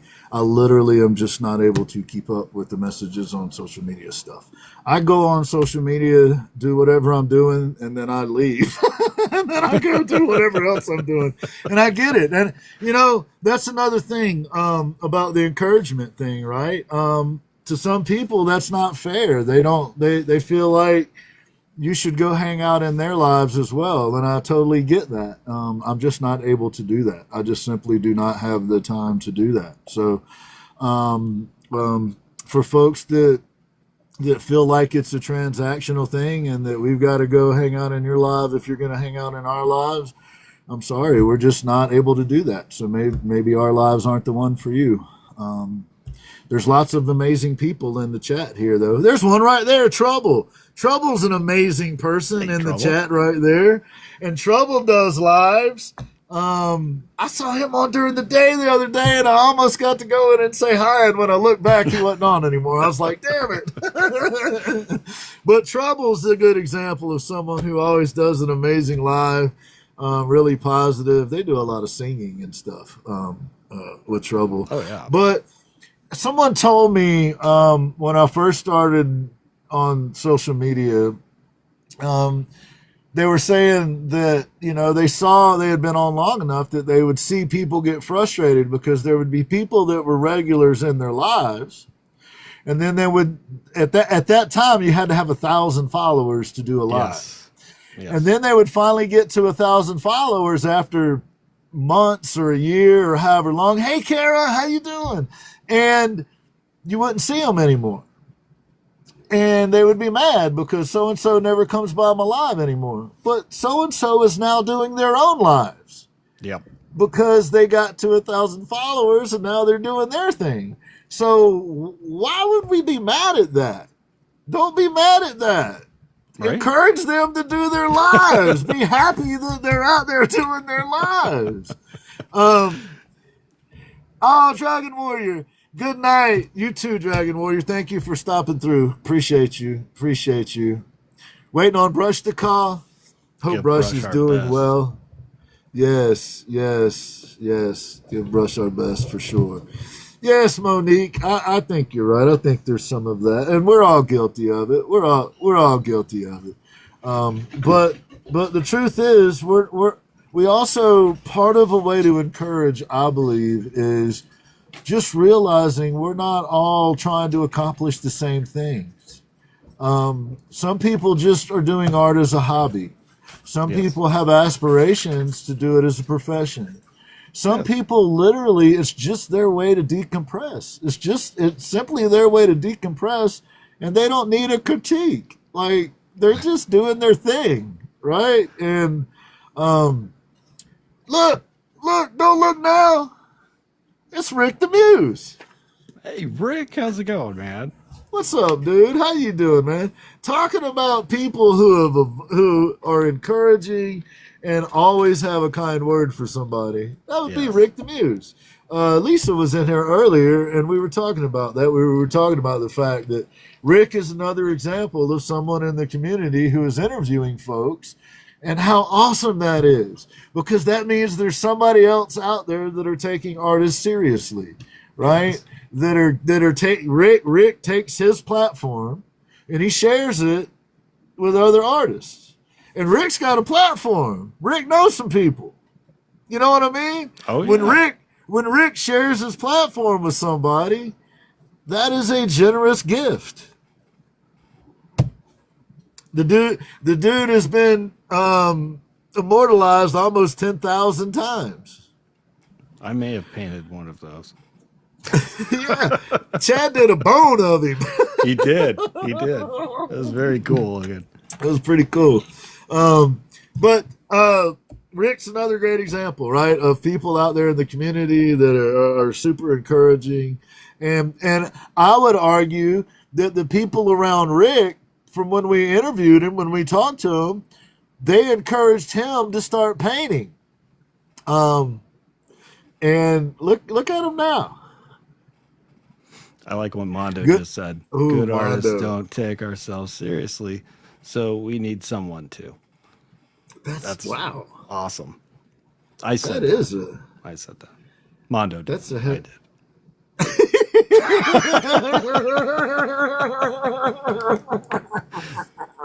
That is awesome. Mondo couldn't have a good idea, could he? Not No, possible that, that it was could all come from me. Mondo. Yeah, that was all. Yeah, that is a good. You can That have is thanks, good. Mondo. That is good. Screen print for a living and draw to decompress for fun. Right on, There Judo. you Right go. on. There you go. Well, that's kind of what we were talking about, Judo, is when we are doing our lives actively. This is a produced show. Every week we do the Ginn Project Show, of course. But Yeah. when we're doing our regular lives and I'm working on guitars or whatever madness I'm working on, we try to create space for people just to chill, to get away from their day to day. Like, there's a lot of, you can turn on the news and get bad news every day anywhere, or fights or arguments or whatever. And it isn't that we don't have beliefs or views. We're just not, I don't feel that it's important for you to believe what I believe. I think we can still exist in the same space and work on projects together and enjoy each other's company. And we don't necessarily have to buy into everything each other believes. So I don't feel the need to tell you all of my beliefs, because it doesn't matter to me whether you believe that or not. There you go. And frankly, whether you do or not isn't going to have any bearing on what I believe. So it goes both ways. So I have seen people from all political walks, all religious walks, all creeds, all colors, come under the Ginn Project banner and work together on projects. And I absolutely love that. And that's what I hope would happen, is that people with differing views would find something in common that they could work on.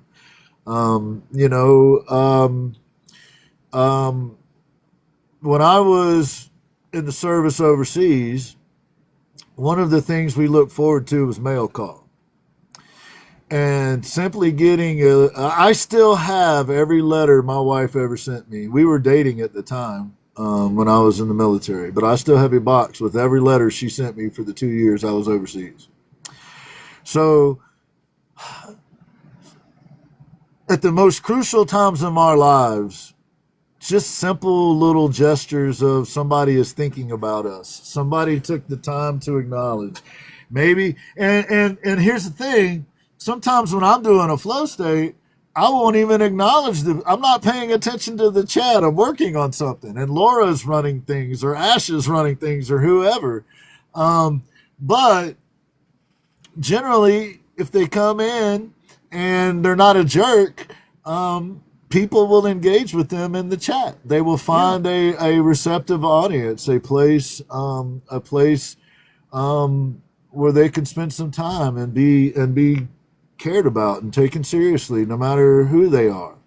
And right on, Lenny, right on. Well, what I make my wife sandwich in the morning. I work from home and she leaves. And generally I'll write a little message on the Ziploc bag that her sandwich goes in. I'm no artist like A.S.H. Man, but I try. But that's very cool. So what we try to do with this show is create that space as well. Yeah. We try to be a source of encouragement. We try to tamp down the negativity and the drama and that kind of stuff to the best of our ability. We know that it comes with the territory. We get that. It's part of the process. But we do sincerely want to create space for people to feel welcome and okay, even if it's just for a little bit. Yeah. We want to be able to take artists like Katie seriously, and the very first mess that she's making, we want to encourage that.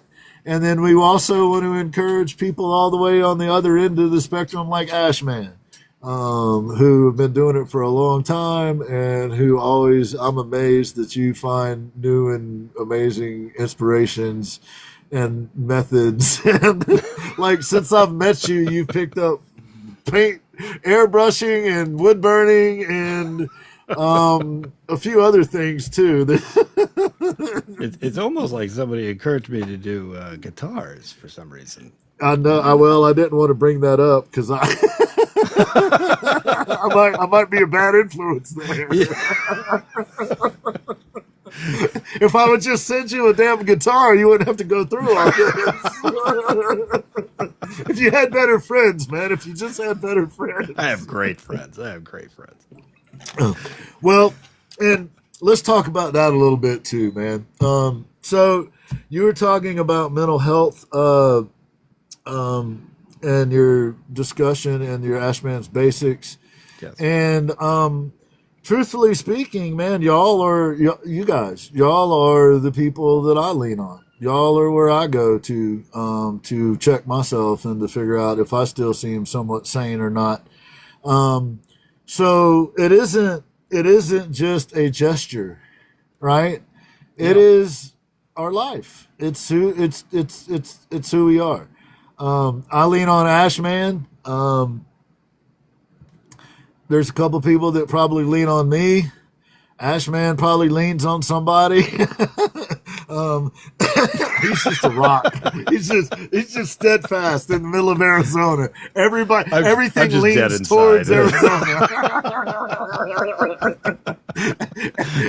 Arizona is the center of gravity. Glendale specifically.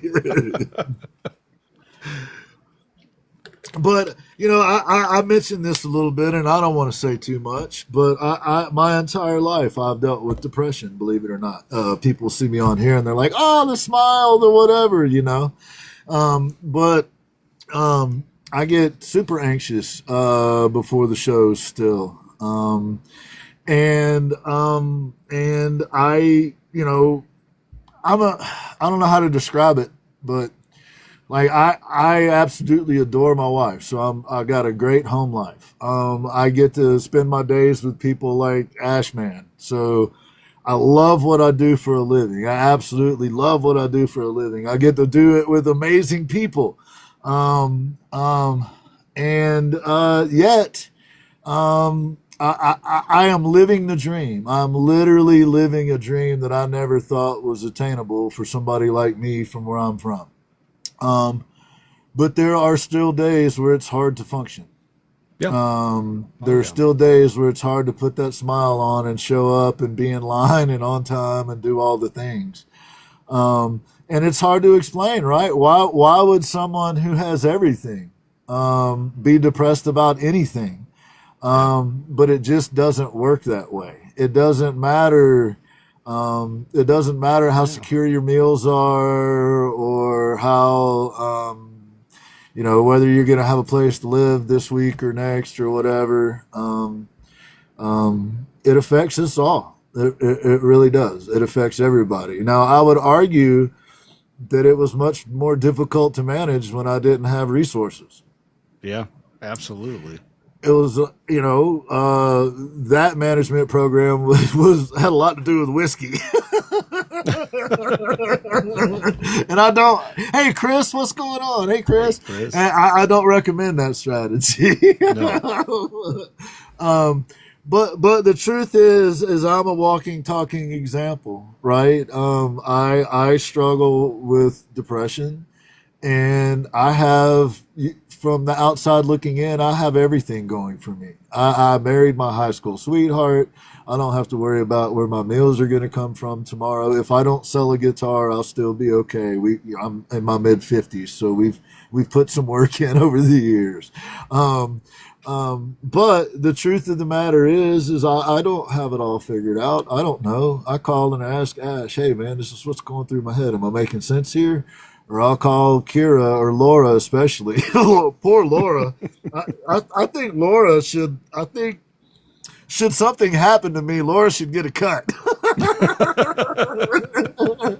because she is like, she holds it together, right? Whether we're doing live 6 days a week or we hadn't done a live in 6 weeks, she's and she has her own life. She has her own things she has to deal with, but still somehow she manages to carry me around like a llama.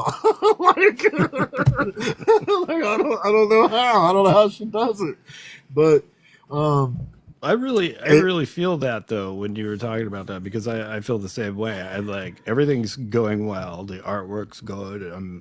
I have good friends. I have good family. Whatever. But it gets late and things sink down, and there's nothing I could do about it.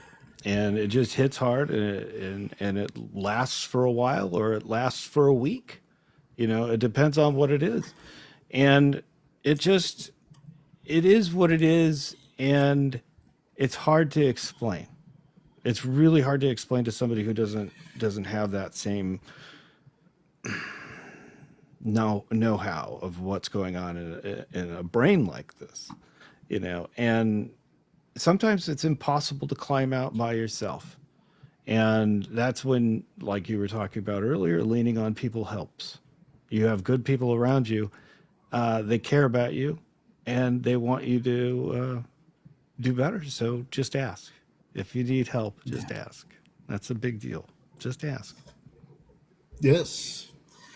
And full disclosure, we have production meetings every Monday for this show, and we have meetings Thursdays for the guitars. And Ash and Laura and Kira and Rachel are the people that I'm around the most, other than my wife. We spend a considerable amount of time in communication with each other.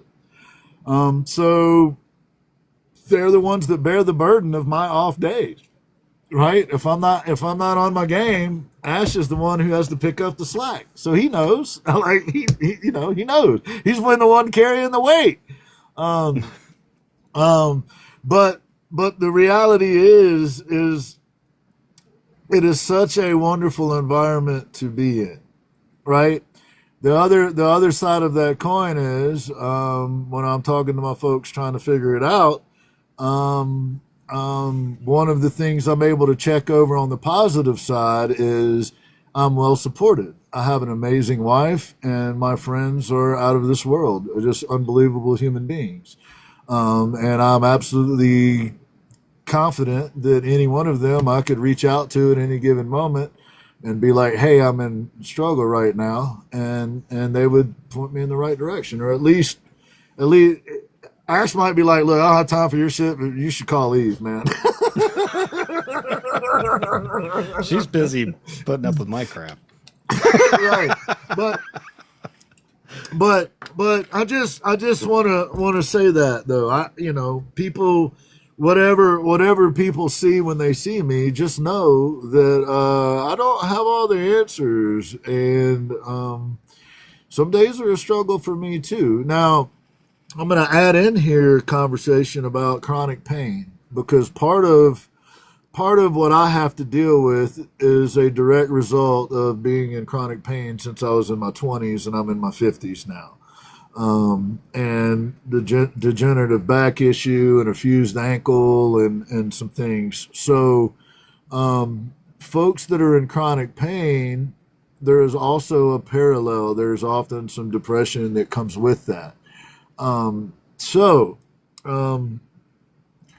That's just a complicating factor a little bit, right? You don't have to be in pain to have to suffer depression, but if you happen to deal with depression, but you are also in chronic pain, those things can kind of feed each other.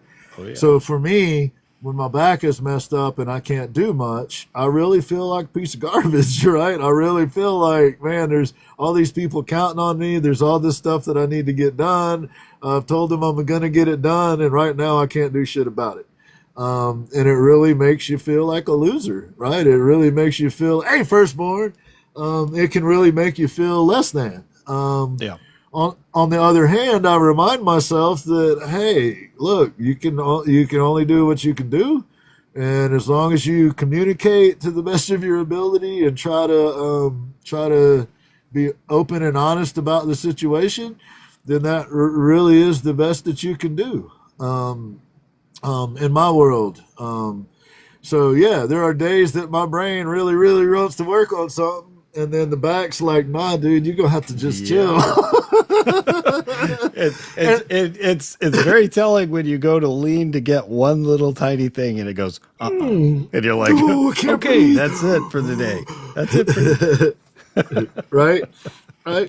But one of the things I was able, when we were trying to figure out, the treatment protocol or whatever, you kind of list out, hey, here's the things that you have that'll support you in this effort, and here's the things you got working against you. Yeah. Well, one of the things that I am so fortunate to have on that first list is the folks that I work with on the day-to-day. And that's part of what people have seen over this past 6 months or so, is me kind of shrink into that circle, so to speak. There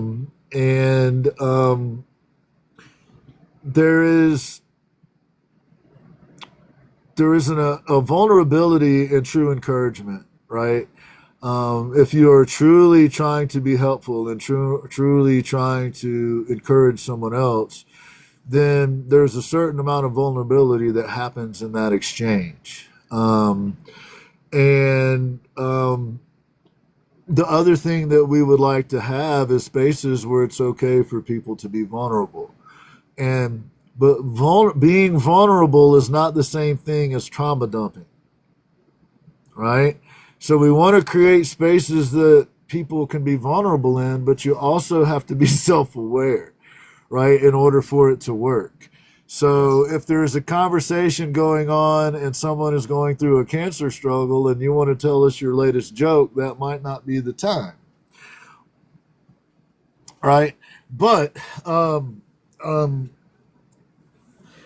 trying to create space for people to feel it requires patience. And sometimes people fill it with things like a trauma dump, for example. Yeah. But we have to be very careful that we're not encouraging manipulation as well, right? Because that is a manipulation. Even even the topic of someone unaliving themselves the number is 988. I'm a veteran. We've lost 22 a day for as long as I can remember.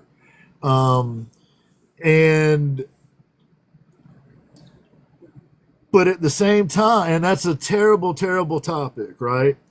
But at the same time, I've written multiple training programs for clients that one of the manipulation tactics they would use against their parents or their grandparents or whoever when they got angry was they would threaten to hurt themselves because they learned over time that that would get a certain response. So I've literally had to help people learn not to use the unaliving experience as a threat against people that they actually cared about. So there are varying levels of understanding as well, right? So, for example, Ash and I have on more than one occasion have people come in our lives and threaten that. And we have a protocol that we kind of put in place, which does not include ending our life because that could lead to it being a manipulation, right? So, just understand, I guess what I'm trying to say is this topic covers everything from people unaliving themselves all the way to people simply could use an encouraging word about their art. Yeah. And everywhere in between. And that dynamic changes from day to day. Just like, for example, some days we're okay talking about something, and other days we just can't bring ourselves to do it. Exactly.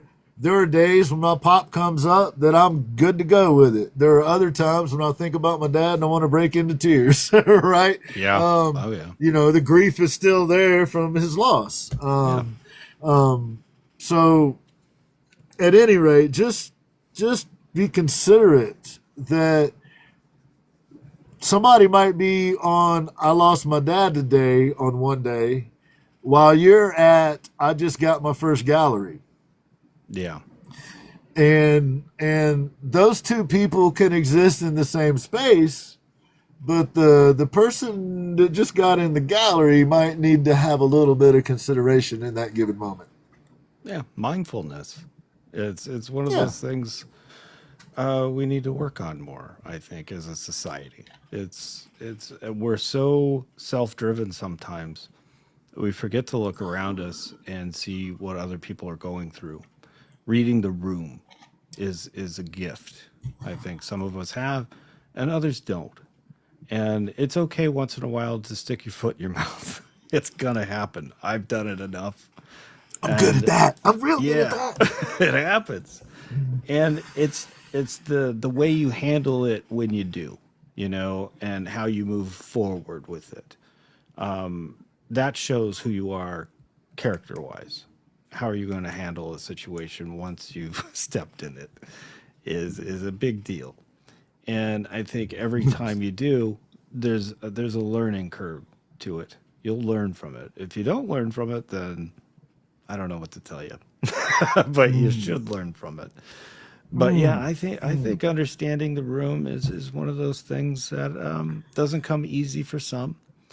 And it's okay to know that and to accept it too and go, okay, I stick my foot in my mouth a lot and then just kind of excuse yourself from the situation.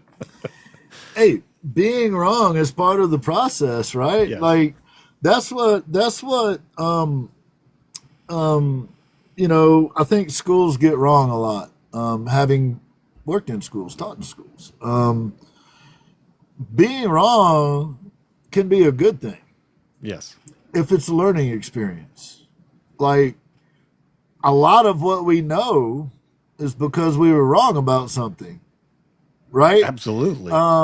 We didn't believe Mom when she said, don't touch the stove, that shit's hot. So we reached up there and touched the stove, and when we found out it was in fact hot, it changed our behavior. To be fair, what does she know? Yeah, what does she know? Right.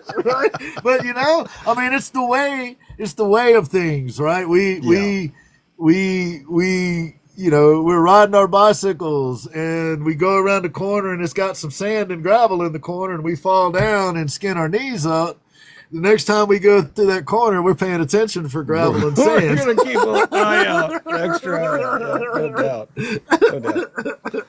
Or you lean into it more so that you can whip your back end around. Yes. But everybody's not on the same place in their path. Everybody's not on the same path, but that doesn't matter. We can still be encouraging to each other. A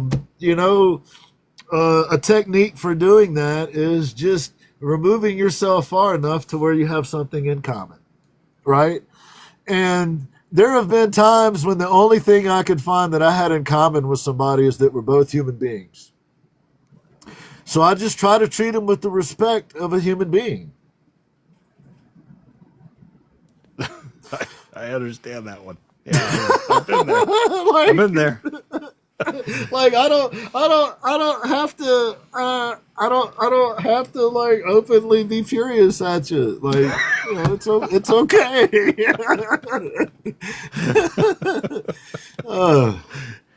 Well, Ash, do you have anything going on this week you'd like to let us know about? I surely don't.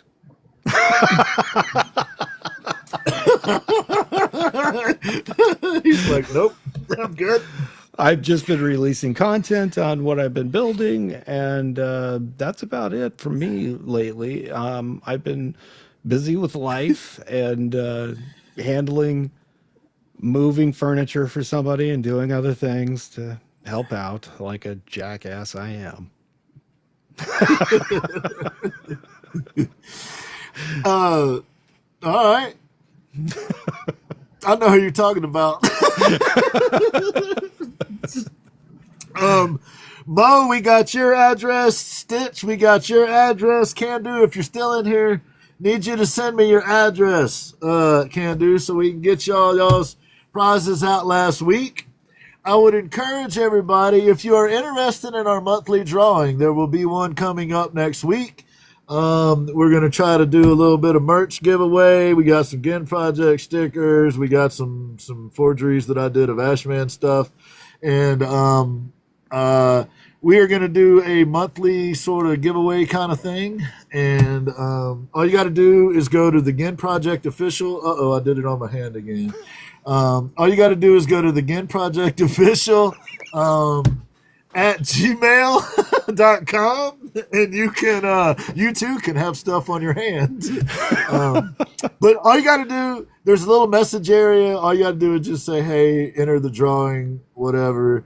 And we're going to try to put together some little packages that include, these are the Ginn Project Show stickers that we came out with. There's going to be some merch with that, whatever Rachel decides to make available.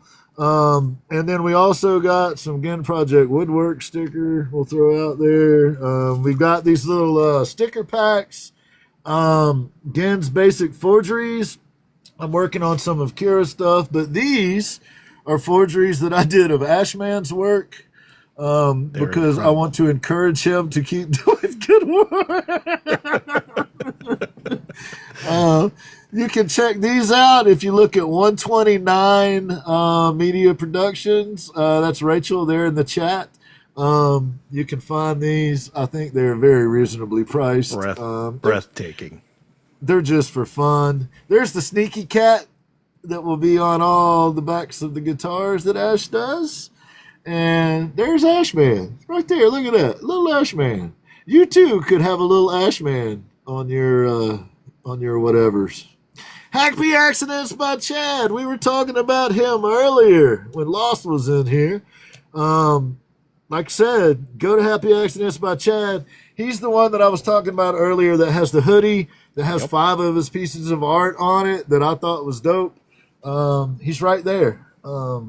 We actually got to talk to him recently. He's a good dude. So we got some merch for you. You can also go to A.S.H. Man's Basic Art Store and find something like this. He's also got A.S.H. Man's Basic Cult, which I've saved some pennies. I'm going to order me some more shit. he's got some fun stuff over there. So where can we get these from? These wonderful things. If you look in the tree of links there in my O file that I'm not allowed to talk about, you will find it says apparel, Ginn Project apparel, and that's where you find like the hats and shirts and stuff. If you would like anything else, anything other than apparel, all the stickers, magnets, all that stuff Rachel's doing. That's 129 Media Productions, and I believe you can find that also in the tree of links, what Laura has sorted out. I think it even says merch out next to it now. Yep. We very much appreciate y'all coming in and supporting this show. Anybody that is still in here at this point is diehard, I got to tell you. We appreciate y'all very much. Please consider sending us a short little email and entering the contest, because we're going to try to send you a hat or a t-shirt or something like that, and some stickers and some other stuff. It usually takes me a week or two to get your stuff out. Ask Jerry. He'll tell you it takes a minute.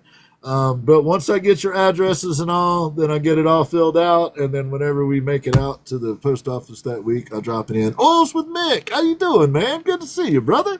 Hope you're doing all right. Mr. Fufu is in here. So there's another example of artist helping artist. Mr. Fufu made some Ginn Project guitar picks back in the day, and I think they're awesome. I saved a few of them, so I would have a few here in the shop. Nice. Gave most of those away though. Lenny, it's just each month we're gonna do just a giveaway. We're just gonna give away some Ginn Project swag, and I'm gonna try to include in that some these are stickers from A.S.H. Man. I've also got stickers and stuff from Samantha the Starving Artist, and pretty soon, Kira just finished a piece, Crow with a Ginn Project microphone, and she was so kind as to give the Ginn Project the rights to sell merch from that piece. The original piece is sold already. It went to a collector, but she has been kind enough to sign over the rights so we can make stickers and maybe a hat or something, whatever we're allowed to do. And we'll have that conversation with her first. But so yes, so in the future, one of the things that you would receive in a package would be something like that. Would be like my rendition of some of A.S.H.'s work, or who knows, piece of Kira sticker or S3E16 sticker or something like that. So, but it's all, we're just trying to promote everybody. That's it. It's just basically, we'll send you some swag from some different artists on this platform. So please consider going over to the Ginn Project Official at Gmail and just dropping us a quick little email and saying, hey, yeah, there you go, Jerry. Jerry got one. And, But Jerry's was just like we decided to give something away one day. The one we're talking about on a monthly basis, we're going to try to include a hat or a shirt or something like that, which is why it may take us a little longer to get it to you, because we'll have to make all that happen. But in the case of sending you like some stickers or something, a quick giveaway, usually it's about a week turnaround for me, to be honest with you, from the time I get your address. Get it all put down, and then the next time we're out and about in town, we drop them off at the post office. Right on, to Fufu. Right on. Send them to Fufu. Send them. Jerry. Well, A.S.H. Man, I think you have suffered another 2 hours with me on a Tuesday night, as well as our loyal folks here in the chat, who we very much appreciate. You got any words of wisdom for the folks before we go? Keep doing what you do. Don't bother with what somebody else tells you. Just do what you want to do. Yes. Keep making art, as A.S.H. Man says. Even make ugly art. It's all art. Keep making art. A.S.H. Man, what's your favorite color? My favorite color is blue. Folks, would y'all please do me a favor? A special request for tonight. Would y'all please drop some blue hearts in the chat for my brother A.S.H. Man? A.S.H. Man never gets anybody to drop the hearts in the chat for him. So can we please, pretty please? Hey, Katrina. Thank you, Laura. Can we please? And Eve, if you're still in here, would you please get me some screenshots of some blue ass hearts for A.S.H. Man? Thanks, y'all. Y'all are amazing. Thanks, everybody. Appreciate y'all. Ash, do we want to show art and play out some music tonight? Oh, yeah. All right, man. You put on the music. I'll break out the art. When the music stops playing, we're just going to cut the feed, folks. We really appreciate y'all being here. Thank you so much. Y'all are the reason we keep doing it, and we're going to keep doing it as long as y'all keep coming. So thank you, everybody. Appreciate you. And we're about to show y'all some amazing art by y'all. Love you guys. Thanks, everybody. We love you. Appreciate y'all.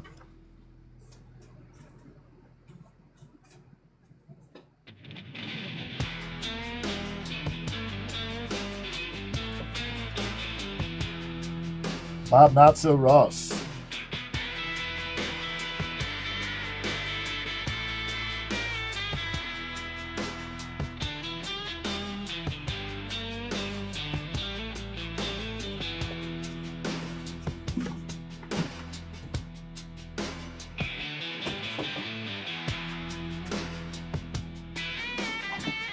Haven't done this one in a while.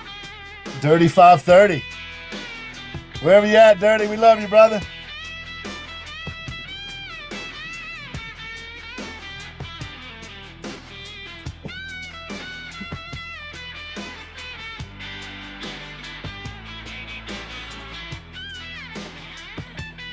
Aaron Hammonds. Ooh, shit.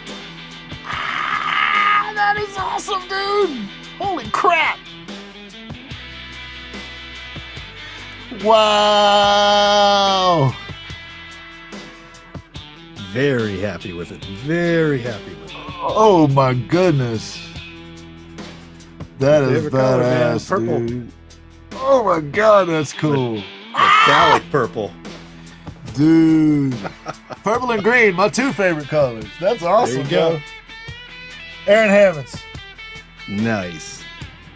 Dude, that's incredible, man. Holy crap. That's cool.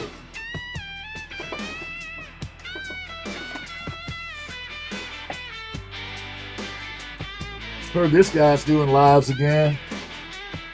Nice. Mr. Rev Art. Very cool.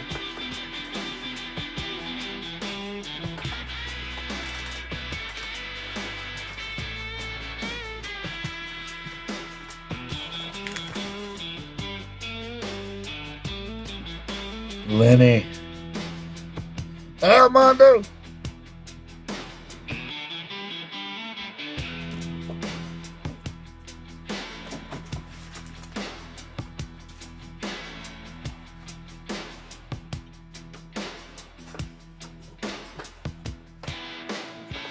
And the best art of all, you guys. Love you, brother. Appreciate you, man. Love you too, man.